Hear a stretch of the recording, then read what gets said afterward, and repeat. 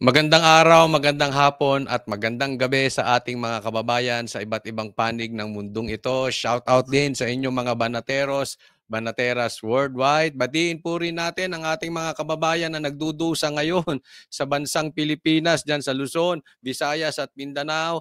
Konting tiis po sa bangag administration at matatapos din ang ating pagdurusa dahil may awa ang Diyos. No? So ito po, maganda po ang ating pag-uusapan ngayon. Marcos sumagot dahil siya ay tinawag na diktador ni PRRD at sinabing etong si Marcos ay hindi na bababa sa kanyang pwesto.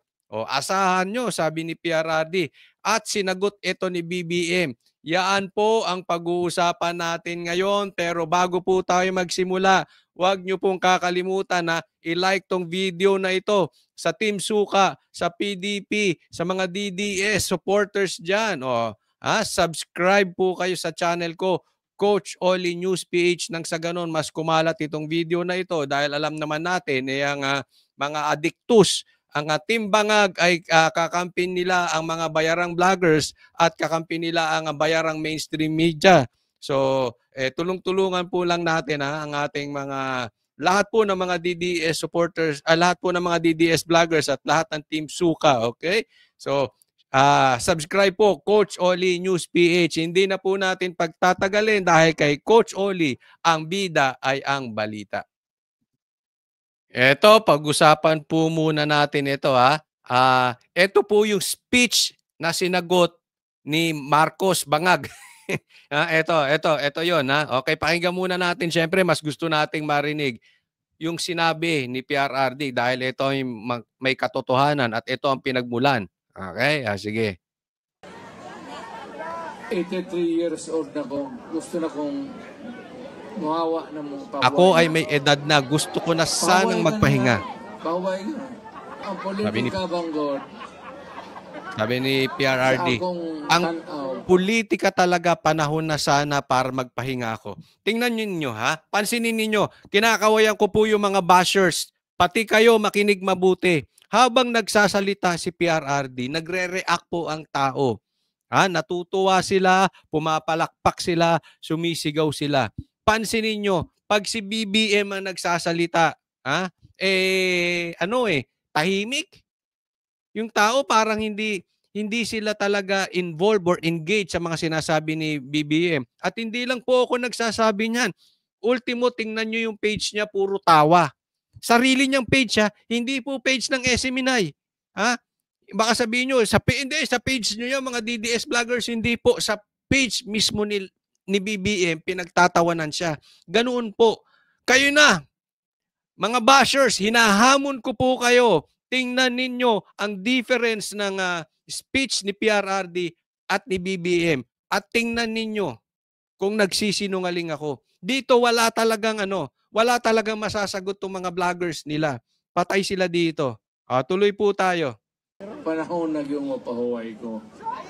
Ang kadaot, nagka-problema, napalitan ako dahil sa pamamaraan ng gobyerno, sabi ni PRRD. Ugos ko tungod sa karong pinaagi sa gobyerno. Alam mo, ang galing nito si PRRD, bago natin ituloy.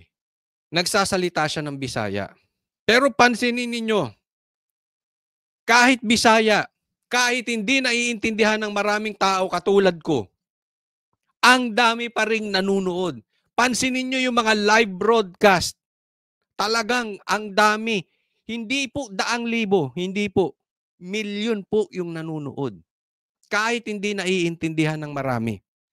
I think it's positive to say, ito ay more than half hindi nakakaintindi sa sinasabi ni PRRD and yet pinapanood. Ganoon po ang pagka-rockstar. Kaya alam nyo, antayin natin. Kasi pinangako ni PRRD na ikakampanya ni PRRD si Pastor Kibuloy sa buong Pilipinas. Antayin natin na umikot itong rockstar na ito. Antayin nyo diyan sa lugar ninyo na masaysayan nyo mismo ang Duterte branding darating sa inyong lugar. Alam mo, ang mga Pilipino ngayon, excited. Kailan darating ang Duterte? Kailan darating ang PRRD dito sa lugar namin? Grabe, no? Ang tanda na nitong tao na ito. Pero tingnan ninyo, rockstar na rockstar ang dating. Si BBM mas bata. Excited ba na may pupunta doon? Pupunta sa lugar nila si BBM? Hindi. Bakit? We cannot deny. Ito, wag na po tayo magkulay-kulay dito. Hindi na po tayo pula, dilaw. PNP, NPA, ordinaryong Pilipino, mayayaman na Pilipino. Alam po nating lahat, ramdam natin, gutom ang taong bayan. That we cannot deny. Lahat po nakaka-experience niyan. Except yung mga politikong magnanakaw na mahilig pumirma dahil may kapalit na pera. Ang bawat pirma may kapalit. Sila lang ang namamayagpag. Pero karamihan ng Pilipino, 90% hirap, gutom. Paano itatanggi ni Marcos yan? Kahit anong sabihin niya sa entablado, pag ang Pilipino gutom, pag ang Pilipino naghihirap, mumurahin siya niyan. So bakit sila magiging excited? Pambihira ka, pupunta ka pa dito sa lugar namin, wala nga nangyayari sa gobyerno mo. Gutom kami. Ang tao, inaantay si PRRD. Bakit? Ang tingin nila dito, tagapagligtas ng Pilipinas. Kaya nga rockstar ang dating pag pumunta. Kahit mabagal na maglakad, sinisigawan ng Duterte. Yan po ang pinagkaiba. At tingnan po isa po sa pagkakaiba. Bukod dun sa kahit Bisaya siya nagsalita dyan sa Cebu. Marami nag-aantay. Ito po hindi kayang gayahin ni Marcos. Bakit? Si Marcos Ilocanong hilaw. Ilocano, hindi naman makakapagsalita yan eh. Hindi niya magagaya kahit pumunta siya doon sa lugar niya, hindi niya makakapagsalita ng straight Ilocano. Ginagamit lang ni Marcos ang mga Ilocano. Huwag tayo maglokohan dito. Marcos, ginamit mo lang ang Ilocano. Nandiyan ka ba sa hapag nila, sa kailalim-laliman at tanong ko sa mga Ilocano, sinulusyonan ba ni Marcos ang problema nyo? Ako masasabi ko, ang problema ng Davao, sinulusyonan ni PRRD. Ilocano, anong naitulong niya dyan? Yumaman ba kayo? Hindi ba kayo nagutom? O sila-sila lang? Eto mga kilalang pamilya sa Ilocos, sila lang ang mayaman. Karamihan mahirap. Punta kayo ng Davao. Maayos ang Davao, maraming mayaman. Ano ang naitulong mo, Marcos, sa mga Ilocano? Sige, punta ka dyan. Gayahin mo si PRRD. Total, gaya ka ng gaya eh. Gaya ka ng gaya. O sige nga, mag-Ilocano. Hamon ko sa'yo, Marcos. Mag-Ilocano ka nga. Tuloy tayo. Alam mo, si Mr. Marcos is veering towards... Ulitin ko yung sinabi ni PRRD. Mr. Marcos is gearing towards a dictatorship. Ito po ang pag-uusapan natin mamaya-maya lang dahil ito ang sinagot ng Malacanang. Diktador.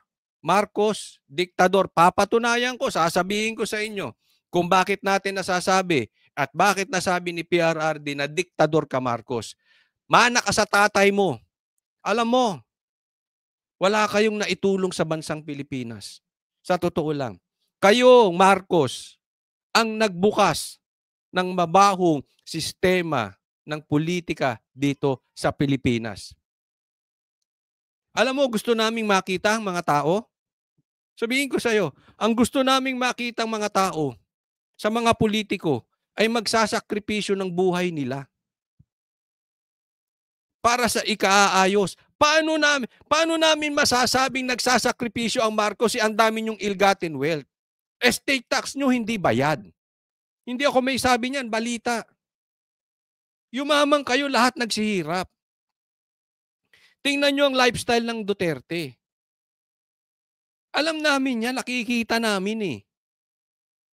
Marcos, asan ang sakripisyo ng apelyido ninyo sa bansang Pilipinas? Wala. Wala kayong naitulong, wala kayong naidulot, bagkus nakasama pa kayo sa political system. Kayo ang ugat ng masamang political system sa bansang Pilipinas. Nang dahil sa inyo, ginaya-gaya na. Nang dahil sa tatay mo, pababa, gaya-gaya na. Kaya hindi matapos-tapos ang problema ng Pilipinas dahil sa sinasabi nitong ni PRRD, diktador kayo. Diktador tatay mo at ginaya mo, parehas kayong diktador. A dictatorship. Tingnan nyo, mga bashers, tingnan nyo reaction ng tao. Ha? Ulitin ko. Tapos tingnan nyo reaction ng tao kay BBM pag nagsasalita. Wala, nga. Wala silang pakialam. Bakit?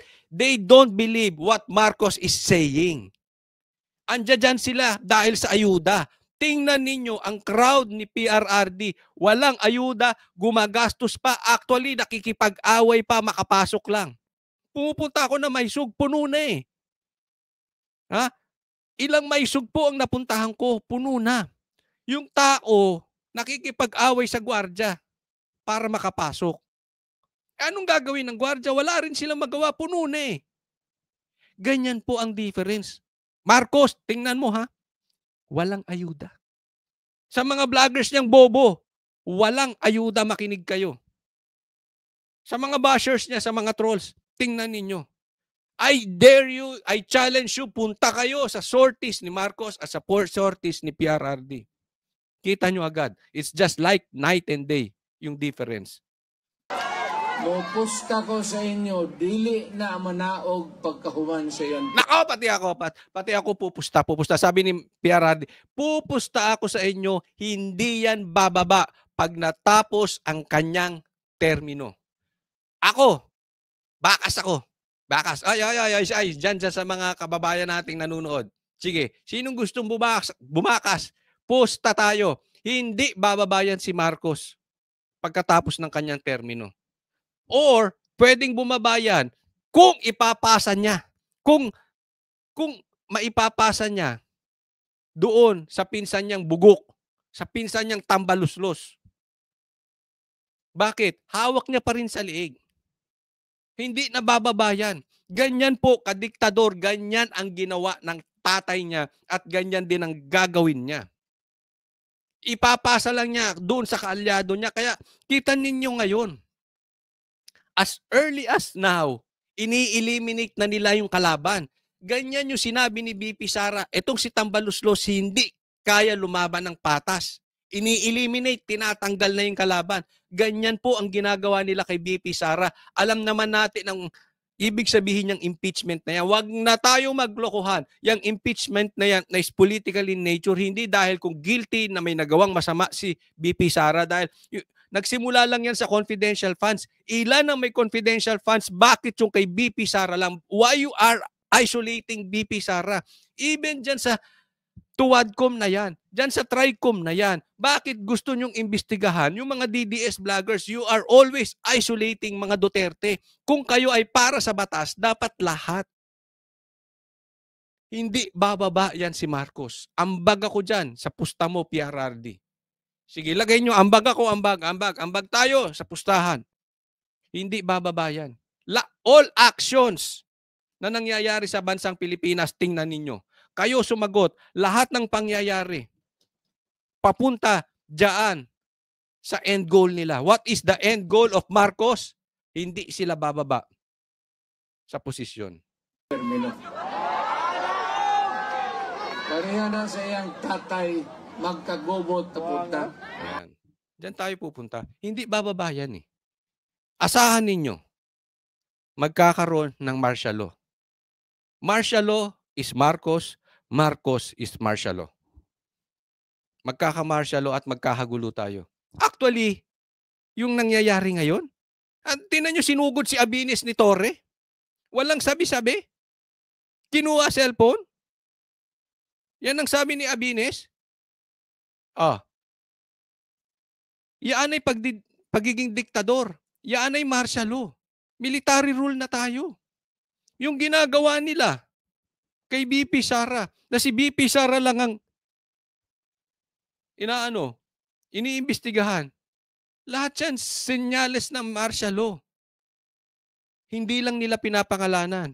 Pero mga kapatid ko, Darating at darating may pangalan na yan. Tuto pa rin nila yung martial law na yan. Talagang magkahagulo tayo. Dahil, I always believe this. Like father, like son. Until such time na yung anak matuto umiba ng landas. At sabihin niya, mali yung nagawa ng tatay ko, hindi ko na uulitin. But tumingin kayo sa paligid, it's almost always like that. Like father, like son. Tingnan nyo, meron bang senyales si Marcos Jr. na umiiba siya? Kahit slight na signal na umiiba si Marcos ng landas sa tatay niya? Wala po. It's all the same. Like father, like son. Hindi ko nga lang alam kung yung tatay niya ay ngiwi. But definitely, this son is ngiwi. That is public knowledge. Nakikita nyo naman eh. And until now, takot sa drug test. Because ang iyang buhaton, mag-declare na po martial law. Oh, ang gagawin niya, magde-declare siya ng martial law tulad ng tatay niya. Ganyan po. Mga kababayan ko, tanungin ko kayo. Kayo na po mga nanonood nito. Even the bashers. Anong nagawa ng Marcos sa bansang ito? Sige, pakilagay sa comment section. Ano ang naidulot na mabuti ng Marcos sa bansang ito? Kayo na po magsabi. Kayo na mag-decide. Kung marami siyang naidgawa at naitulong ang Marcos sa bansang ito, patuloy niyong iboto. Pati yung 12 senators niya, iboto niyo. Pero kung sa tingin ninyo, lintik naman, at walang nagawa ang Marcos sa bansang ito, bakit nyo iboboto yung 12 senators niya? Eh, hahawakan niya lang sa liig. Di ba?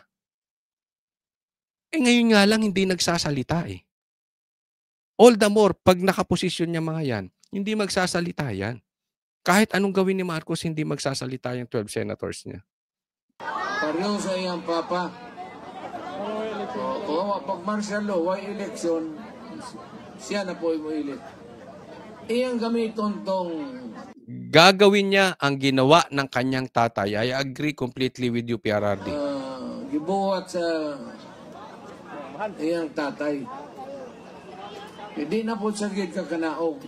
Hindi na yan makakababa, mahirapan na siya. Maganda itong binanggit ni PRRD. Bakit? Definitely, hindi na bababa yan. Or hindi siya bababa. Hindi na siya makakababa. Why? Dahil sa daming kalokohan at katarantaduhang ginawa ni Marcos at ng pinsan niya, definitely, they deserve to be jailed. Deserve silang makulong. Kaya nga hindi na makakababa yan. Pipilitin nila to stay in power. Yan po ang trap para sa akin. Yan ang bitag ng politika. Para kang para kang drug lord dyan. Once you enter, hindi ka na makakaalis dahil hahabulin ka ng pulis. Pag umalis ka naman, hahabulin ka rin ng mga kasamahan mo. Same thing sa politics. Pag tarantado kang politiko, hindi ka na makakababa. Bakit? Makukulong ka. Sa dami ng kalokohang ginawa ni Marcos at ni Tambaluslos, ngayon pa lang may kaso na si Tambaluslos, ayaw pa mag-inhibit. Ganyan po kakapal yung magpinsan. Yung estate tax na lang, hindi bayad. Hindi ako may sabi niyan, ha? Korte. Anong sabi ng korte? Dapat bayaran ni Marcos yung estate tax. Final and executory. Paano pa bababayan? Ngayon nakalimutan na ng tao. Ano sabi ko sa inyo? Pag nanalo si Marcos, wala na yung estate tax na yan. Dahil hindi na bababa. Nangyayari, di ba? Pero pag bumaba yan, lalabas ulit yung estate tax na yan dapat bayaran ni Marcos. Diba? Paano yan makakababa? Sa pool, saktong-sakto itong sinabi ni PRRD. Maglisod na siya. Pero munang kamo makatilaw yun mo. Kayo, matitikman talaga ninyo ang kaguluhan. Magkahagulo talaga. Bakit? Konting tao wants to stay in power para iligtas ang kanilang sarili laban sa mga taong gutom. Ordinaryong Pilipino na hirap sa buhay na naghihikahos at gutom. Ang taong gutom, delikadong kalaban. Mas mahirap kalaban ang taong gutom kaysa sa politiko. Dahil ang taong gutom, gagawa at gagawa ng paraan para makakain. Hindi nila papayagan ang gobyernong ito na habang kayo ay nagnanakaw, sila nagugutom.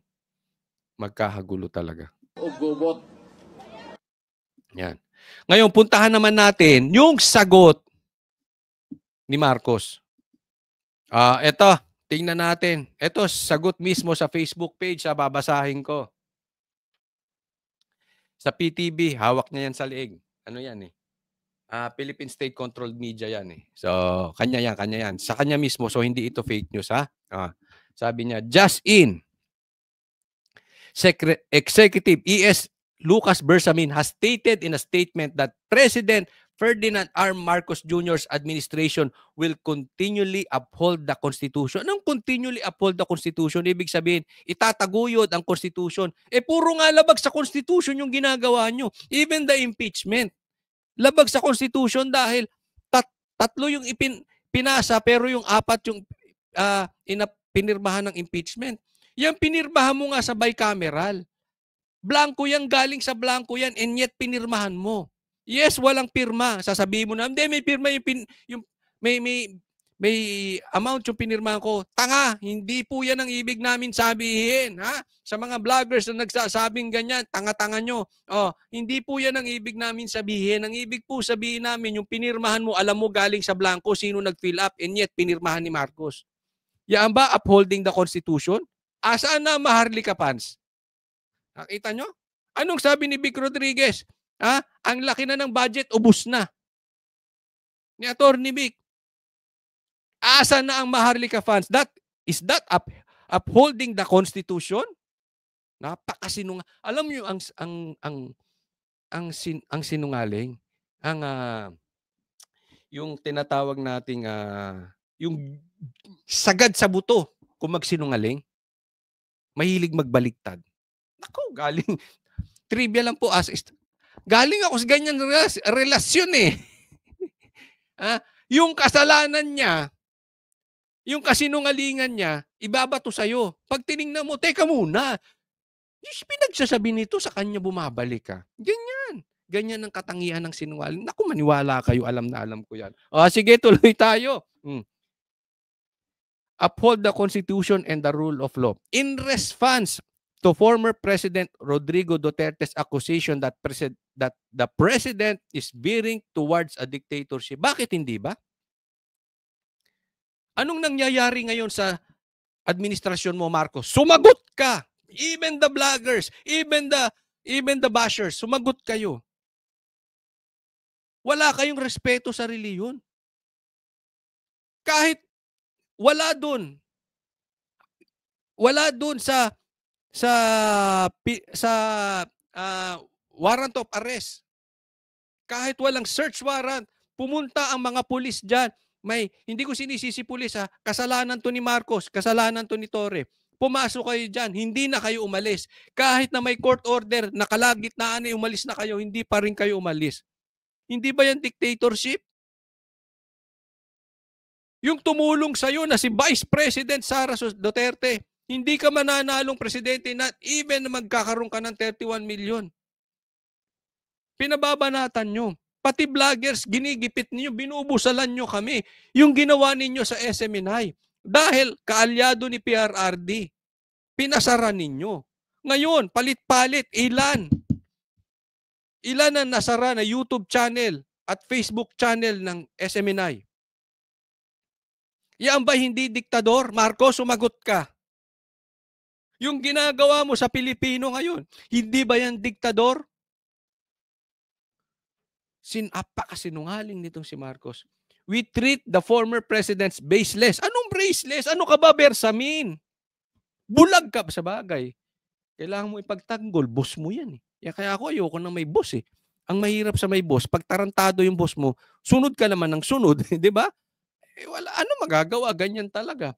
We treat the former president's baseless and ridiculous statement in the same way that Filipinos are dismissive of them. Naku, hindi po. Kasi ang ibig niya sabihin dito, pinapalabas nitong si ES na even yung mga taong bayan, ay sinasabing baseless at ridiculous yung mga statement ni PRR. Hindi po. Siguro yung pumirma ng impeachment ni BP Sara, siguro yung mga aso, siguro yung mga tagahol ni Tambaluslos, yan sasabihin baseless si PRRD.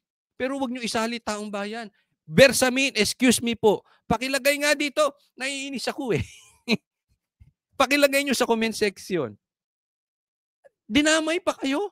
Dinamay ang taong bayan, baseless daw yung pinagsasabi ni Naku, wag nyo nang idamay ang taong bayan. Bersamin, gutom ang taong bayan. Address that. If you cannot address that, shut up. Gutom ang taong bayan eh. Anong nagagawa nyo sa bansang Pilipinas? Sige nga, Bersamin, anong nagawa ninyo sa bansang Pilipinas ng amo mo? Oh. Tapos nadadamay nyo sa statement yung Pilipino? A tall tale from a man prone to lying and to inventing hoaxes. Si Marcos pa. Ay, si PRRD pa nag-iimbento. Ay, yung mga vloggers nyo nga, puro fake news. Ang hilig magbaligtad nito. Naku, naalala ko yung mga... Ay, nako. Alam mo yung mga manloloko? Sila yung mahilig bumato. Oh. This hoax is another... Titignan mo siya pa nagsanabi. Bersamin, ano ba? Pati ba ikaw nagtitake ka ng multivitamins? Si PRRD pa raw ang budol.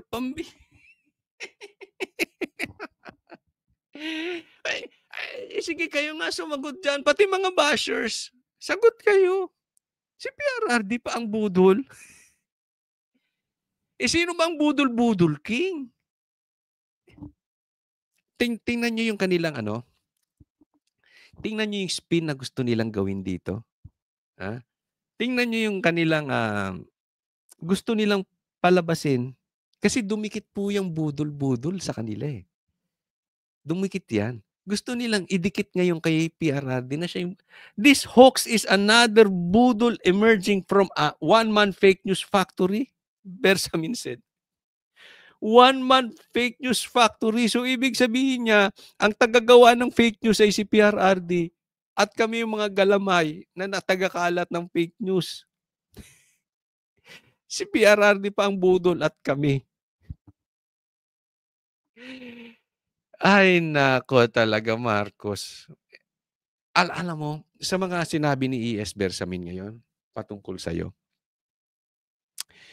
mga kababayan ko, we really need to encourage the President. Magpa-drug test. Talagang medyo malala. Isipin mo, ang budol si PRRD. Kami pa ang nagfi-fake news. Sino ba ang nagsabi, na walang pumasok na baril sa KOJC? Bersamin, tanungin kita.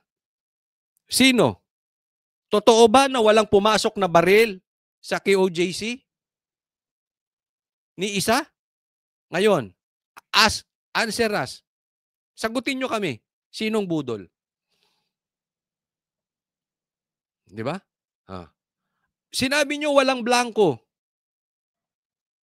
Tanungin ko kayo, Bersamin, Marcos. Now tell us, sinong budol-budol? Pinangako nyo 20 pesos na bigas. Natupad ba? Ngayon, tell us, sinong budol? Alam mo, matupad nyo lang yung 20 pesos na bigas? Wala kayong problema ngayon. Kasi ang Pilipino hindi gutom. Ang problema, umasa sila dyan sa 20 pesos na bigas. Pinaasa nyo mga animal. Pinaasa ninyo. Now tell us, sinong budol-budol? Sino nagsabi na hindi pa papasukin ng Amerikano sa bansang ito? Na ngayon may EDCA. Sinong budol-budol? Ang ganda ng pangako nyo sa Maharlika Funds. Saan na ang Maharlika Funds? Now tell us, sino ang budol? Sino ang mas budol na vloggers? Yung nagpakalat ng Talano Gold? O kami, na nakasang-ayon kay PRRD na bangag ka, Marcos? Sino ang fake news? Yung Talano Gold o yung bangag ka? Alam mo, hindi ko maintindihan sa'yo, Marcos. Lahat na lang, kinontra mo kay PRRD. Bakit hindi mo sagutin kung ikaw ay adik or hindi? Sagutin mo rin. Sabihin mo, PRRD, you are a fake news. I am not an addict. Hindi ako bangag. Yan ang gusto marinig ng taong bayan.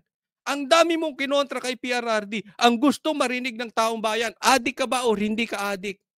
Ikaw lang ang sasagot niyan. Hindi ka namin pinagbibintangan. Pero dapat mong sagutin yan. Adik ka ba o hindi ka adik? Kung hindi ka adik, accept the challenge. Magpa-drug test kayo dalawa sa Luneta. Sabay. Bakit takot? Tanong lang naman. Bakit takot ka? Yan ang sinasabi ko sa inyo eh. Diba? Ang dami niyong kinokontra kay PRRD, kontrahin ninyo yung sinabi niyang bangag ka, Marcos. Ganun kasimple. O, tuloy tayo. We will not backslide into the oppressive ways of the previous administration. When critics were jailed upon Trump-up charges and when kill orders were publicly issued and obeyed blindly. Yung convicted child abuser nga, nagpapakulong pa. Kayo nga puro contempt. Ilan ba ang namatay sa panahon ng tatay mo? Marcos, sige nga. Ilan ba? Alam mo, ito lang to, simple. Ako sa tingin ko isigaw na ng taong bayan.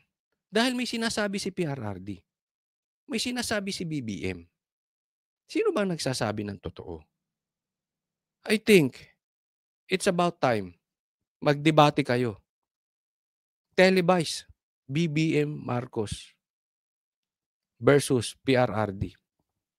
Sangayon ba kayo? Lagay nyo dyan sa comment section. And I think, tulungan ninyo ko. Tingin ko, ito ay sigaw ng taong bayan sa puso nila. Hindi pa lang nailalabas. Kung sa tingin nyo, yan din ang sigaw ng puso ninyo. Ilagay nyo sa comment section. And magtulungan po tayo. Ilagay nyo sa social media nyo. Debate, PRRD at BBM. Nationwide. Alam mo bakit? Nanalo yan si Marcos, tinakasan niya ng debate.